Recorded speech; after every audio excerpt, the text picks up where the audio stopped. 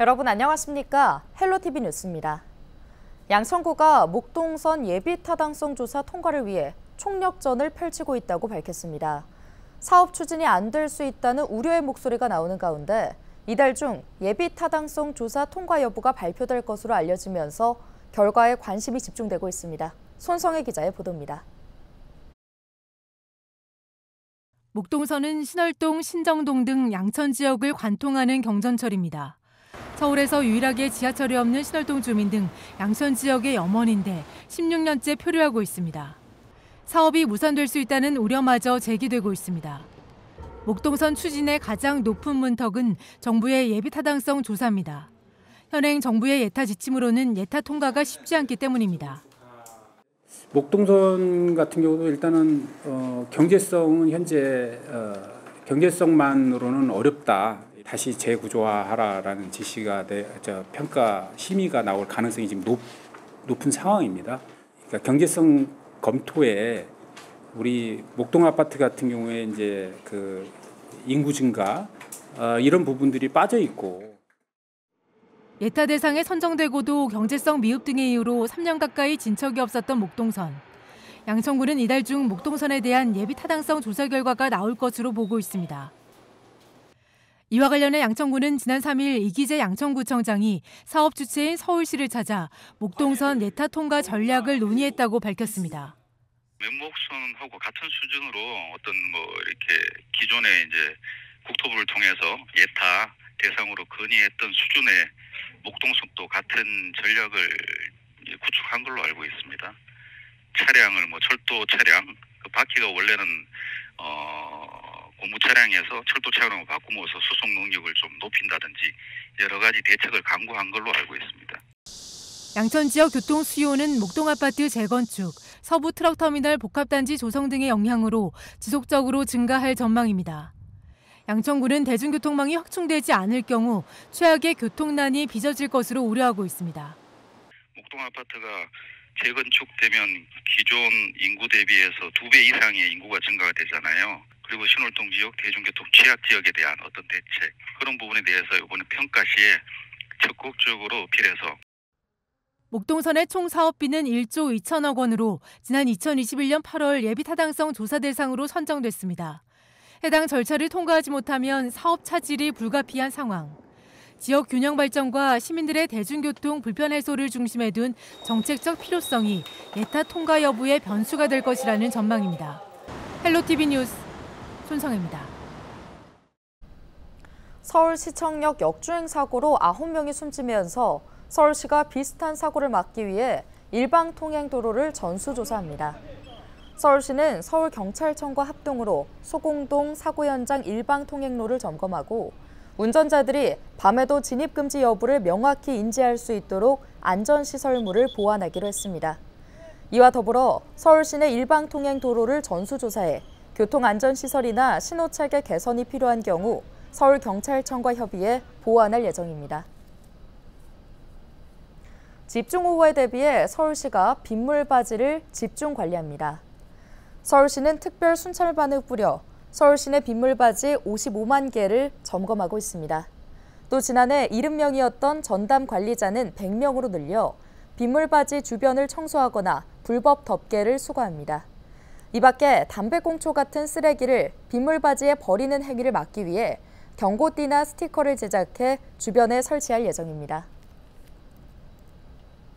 서울시 공공예식장이 이달부터 대관료를 받지 않습니다. 서울시는 예비부부의 비용 부담을 줄이기 위해 공공시설 24곳을 예식장으로 개방하고 있는데요. 서울시는 표준 가격안에 따라 공공예식장을 운영해왔으나 일반 예식장과 비교해 가격 이점이 크지 않다는 지적에 따라 7월부터는 무료로 시설을 대관합니다.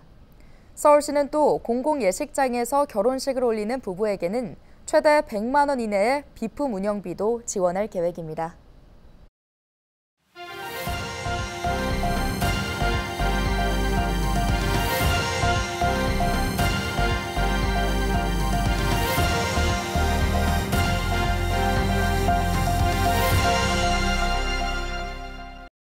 최근 소아와 청소년을 중심으로 호흡기 감염병인 백일해가 유행하고 있는 가운데 폐렴과 수족구병 등 각종 세균성 감염병들이 잇따라 유행 조짐을 보이고 있습니다. 일단 마스크 착용과 손 씻기 같은 개인 위생에 유의하면서 증상을 보이면 빨리 병원 진료를 받는 게 중요합니다. 이다혜 기자입니다. 이른 아침부터 소아청소년과 대기실이 북새통을 이룹니다. 대부분 영유아나 초등학생인 어린 환자들은 오랜 기다림에 지쳐 보호자에 안기거나 대기실 의자에 힘없이 누워 있습니다. 병원 문을 열자마자 방문하는 이른바 오픈런을 해도 짧게는 1시간, 길게는 2시간 가까이 대기하기 일쑤입니다. 한 8시 50분쯤? 특히 월요일이랑 금요일은 조금 근데 쉬었다가 오는 거기 때문에 좀 많은 편이에요. 지난달부터 소아와 청소년을 중심으로 100일의 환자가 급격히 늘면서 안 그래도 붐비던 소아과가 더 혼잡해졌습니다. 100일 동안 기침을 한다고 해서 이름 붙여진 100일에는 콧물, 재채기, 기침 등 일반 감기 증상을 보이다가 발작성 기침을 하는 게 특징입니다. 5세 이하 영유아가 취약한 것으로 알려져 있지만 올해는 유독 10대 청소년 환자가 많습니다. 지난 한 달간 강원도 내에서만 108명이 감염됐고 대구 73명, 제주 58명 등 전국적으로 번지는 모양새입니다. 올 상반기 전국 100일의 환자는 1,360여 명, 최근 10년간 100일의 환자가 가장 많았던 2018년 연간 980명 기록을 이미 뛰어넘었습니다. 제2급 법정 감염병인 백일해가 한 달 넘게 유행하고 있는 가운데 폐렴과 수족구 등 다른 감염병들도 잇따라 유행 조짐을 보이고 있습니다. 발열, 두통, 인후통 등 감기 증상을 보이다가 일부 폐렴을 유발하는 마이코플라스마 폐렴균 감염증 환자도 최근 한 달 새 2배 가까이 늘었습니다. 네, 최근에 마이크로플라스마 폐렴으로 입원 많이 한다고 얘기 들었고 그래서 하나는 입원해 있고 지금 둘은 진료 온 거고. 질병관리청은 올해 처음으로 마이코플라스마 폐렴균 감염증 유행주의보를 발령하고 항원 검사에 대해 건강보험 급여를 적용하기로 했습니다. 여기에 집단 생활을 하는 6세 이하 영유아를 중심으로 수족구병 환자 수도 크게 늘고 있습니다. 수족구 환자가 한 달 만에 2배 넘게 늘자 일선 어린이집과 유치원 등에선 학부모에게 안내문을 발송하는 등 긴장하고 있습니다. 전문가들은 일단 마스크 착용과 손 씻기 같은 개인위생 수칙을 잘 지키는 게 유일한 예방법이라고 조언합니다.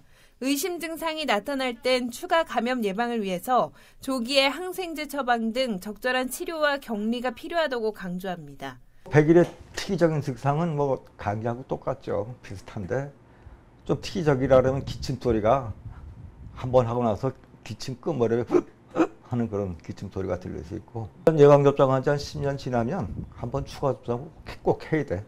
특히 어르신 같은 경우에.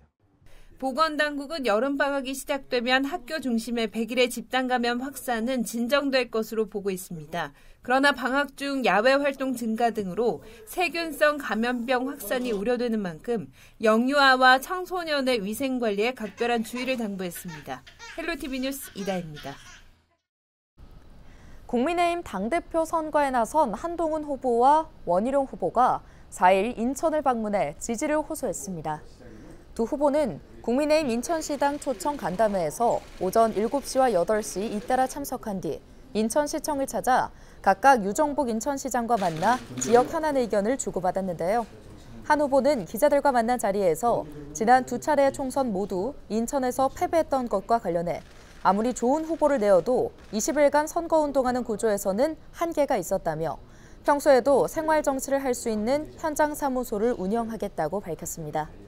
원 후보도 기자들과 만나 지난 총선 인천에서 실망한 민심을 겸허하게 받아들인다며 민생과 일자리, 주머니 경제 문제에 대해 당정이 협력해 국민께 희망을 드리는 게 중요하다고 말했습니다. 서울시의회가 논란 속에 있던 서울시 학생인권조례 폐지 조례를 4일 의장 직권으로 공포했습니다. 시의회는 지난달 본회의에서 재의결된 이 조례가 법적 공포기한인 7월 1일 이후에도 공포되지 않아 의장 직권으로 공포했다고 밝혔는데요. 앞서 서울시교육청은 학생인권조례 폐지 조례 통과에 반발해 시의회에 제의를 요구한 바 있습니다. 이후 조례가 재의결됐지만 교육청은 입장문을 통해 유감을 표명하며 대법원 제소 계획을 밝히기도 했습니다. 해외 직구 플랫폼에서 판매 중인 어린이용 섬유 제품에서 기준치를 훌쩍 넘는 발암물질이 검출됐습니다. 서울시가 중국 기반의 유통 플랫폼에서 판매 중인 어린이용 섬유 제품 12개를 조사한 결과 장화와 모자, 가방을 비롯한 5개 제품에서 국내 기준을 초과한 유해 화학물질을 확인했습니다. 특히 어린이용 장화에서는 내분비계 장애물질로 알려진 프탈레이트계 가소제가 기준치 대비 680배 넘게 검출됐습니다. 또 어린이용 가방이나 모자, 점퍼에서도 폼알데하이드나 납, 카드뮴을 비롯한 유해 물질이 기준치 이상 확인됐습니다. 경기도는 지난 3일 화성 리튬 1차 전지 제조 공장 화재를 계기로 도내 리튬 취급 사업장을 특별 합동 점검한 결과 6개 업체에서 9건의 위반 사항을 적발했다고 밝혔습니다. 이번 점검 대상 48곳 가운데 이달 2일까지 31곳을 점검한 결과인데요. 지금까지 적발된 9건 중 4건은 화학물질관리법 위반, 5건은 위험물 안전관리법 위반입니다. 도는 이 중 허가받지 않은 장소에 지정 수량 이상의 위험물 저장, 보관 장소에 유해 화학물질 정보 미표시 등 6건은 입건해 검찰에 송치할 예정입니다. 허가된 용량을 초과한 위험물 저장, 스프링클러 소방 설치 미설치 등 3건은 과태료 처분 조치했습니다. 이 밖에도 소방 위험물 관리 위반 12건에 대해서는 시정명령을 내렸습니다.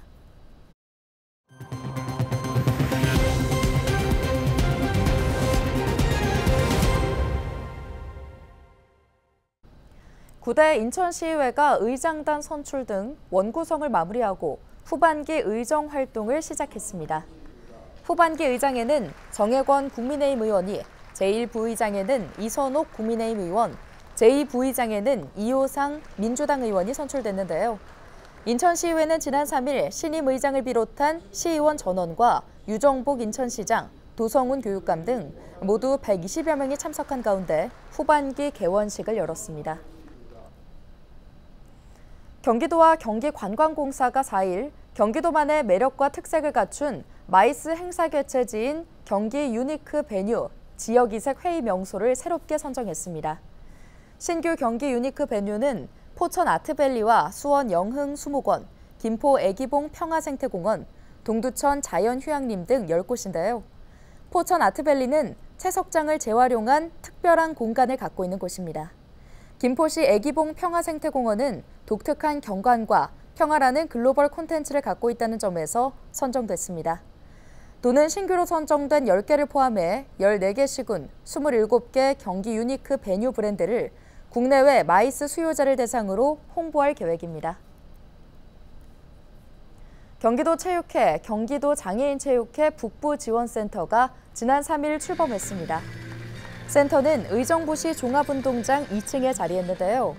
경기 북부 체육행정의 거점으로 체육시설 확충 사업과 체육단체 네트워크 구축 등 지역 체육 균형 발전을 견인하는 역할을 맡게 됩니다. 출범식에 참석한 김동연 경기도지사는 북부지원센터가 의정부에 문을 연 것은 경기 북부 발전을 위한 중요한 일 중에 하나라고 강조했습니다. 경기도와 경기콘텐츠진흥원이 지역서점, 지역화폐 소비지원금 지급 사업을 시작했습니다.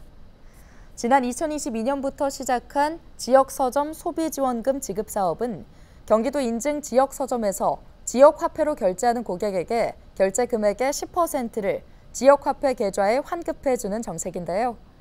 소비지원금 지원을 받기 위해서는 경기도에서 인증한 지역서점 중 지역화폐 가맹점에서 도서를 지역화폐로 사면 됩니다. 결제하면 결제 금액의 10%가 소비지원금으로 지급됩니다.